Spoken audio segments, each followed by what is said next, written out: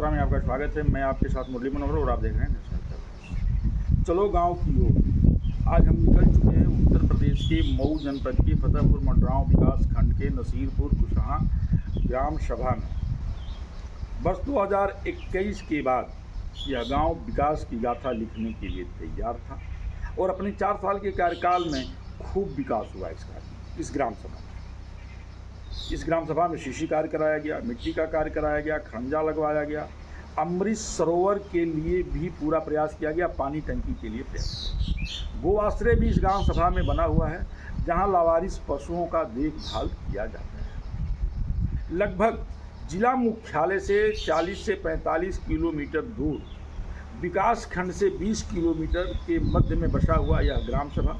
यहाँ के प्रधान श्री धनंजय यादव जी बहुत ही लोकप्रिय प्रधान हैं और जब से आपने चार्ज लिया है प्रधानी का, लगातार इस ग्राम सभा में विकास की एक नई गाथा लिख रहे हैं। जिस समय इस ग्राम सभा का चार्ज आपको मिला था, यह गांव सभा जनपद के अति पिछड़े गांव सभाओं में दर्ज किया गया था, लेकिन चार्ज लेने के बाद लगातार निरंतर इस ग्राम सभा में विकास हो रहा है। और अब आज हमारे साथ यहाँ के लोकप्रिय प्रधान धनंजय यादव जी जुड़ चुके हैं। आइए हम आपसे बात करते हैं। जी, आपका नेशनल कवरेज में बहुत बहुत स्वागत है। बस 2021 के बाद जब हम 2022 में आए थे और जीरो ग्राउंड की रिपोर्टिंग किया था, तो ढेर सारे काम आपके गांव सभा में होने के लिए बाकी थे, लेकिन आज जब ग्राउंड रिपोर्टिंग किया जा रहा है तो ढेर सारे विकास आपने किया है। ये कैसे संभव हो पाया? हो पाया है, मेहनत किया गया है, लगन से किया गया है जी, जो देखने को सामने मिल रहा है। जी, आपके गांव सभा में जो है कितना मिट्टी कार्य हुआ होगा? तमाम तरह के पोखरे खोदे गए हैं जी, अमृत सरोवर भी बनवाया गया है जी, और कई ठो ऐसे चकमार्ग जो है बनवाए गए हैं। मिट्टी कार्य के बाद शीशी कार्य भी हुआ होगा? सीसी कार्य नहीं हुआ है हमारे हाथ से, इंटरलॉकिंग का कार्य हुआ है। इंटरलॉकिंग कार्य हुआ है। गांव सभा की जो सबसे बड़ी समस्या होती है वो जल निकासी को लेकर की होती है, क्योंकि घनी बस्तियां होती हैं, गांव में जगह बहुत कम होता है। वैसे में जो है घर के पानी को जो है बाहर सुदूर ले जाने के लिए जो है नाले की ज़रूरत होती है। तो आपने कितने नाले बनवाए? 2-3 नाले भी बने हैं और जहाँ नाले की सुविधा नहीं बनने लायक है वहाँ सोखी बनाया गया है। गांव सभा है तो गांव सभा में बहुत गरीब लोग भी होंगे जिनके पास रहने के लिए आवास नहीं होगा। तो आपने अपने 4 साल के कार्यकाल में कितने लोगों को आवास आपने किया है और कितना जो है आवास प्रस्तावित है? लगभग हमने 5-6 विकलांगों को मैं आवास दे चुका हूँ और 70 से 75 लाभार्थियों का सत्यापन हो चुका है और जो आवास मिलने के करीब है। सुलभ शौचालय आपके यहाँ बन गया होगा? पानी टंकी भी आपके यहाँ प्रस्तावित थी और जगह भी मैंने दे दिया है, लेकिन जल निगम वालों ने अब तक बनवाया नहीं। यानी जल निगम की लापरवाही है। आपने जगह भी उपलब्ध करा दिया, आपने प्रस्ताव भी दे दिया। और जितने हम लोगों ने रोड बनवाए थे जी, इंटरलॉकिंग हुई थी, पुरान सीसी रोड थे जी, सारे सीसी रोडों को तोड़ करके जल जीवन वालों ने और पाइपलाइन बिछा दिया है, जो कि अब तक उबड़ खाबड़ पड़ा हुआ है।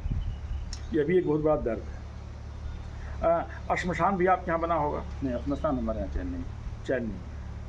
अब महज जो है 1 साल कार्यकाल रह गया है। हमें लगता है कि अप्रैल के लास्ट या मई के पहले वीक 2026 में चुनाव संभावित है।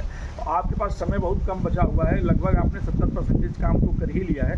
30% कामों को इतने कम समय में कैसे पूरा करें? प्रयास किया जाएगा कि वो भी पूरा कर लिया जाए।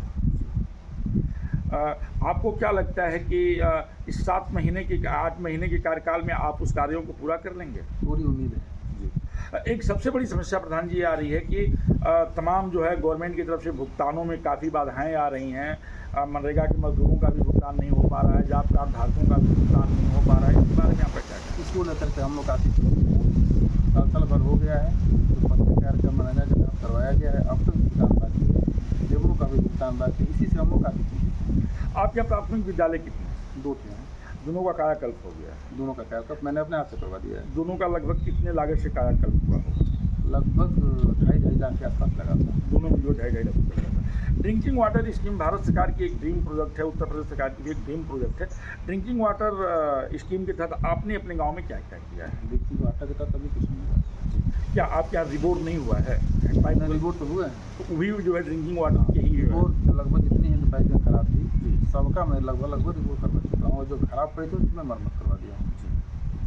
तो आप सुन रहे थे यहाँ के जो है लोकप्रिय प्रधान श्री धनंजय यादव जी को।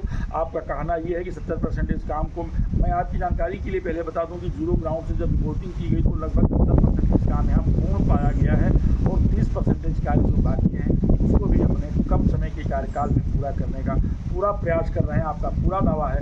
अगर दर्द है तो ये है कि एक साल से काम कराने के बाद भुगतान नहीं हुआ है।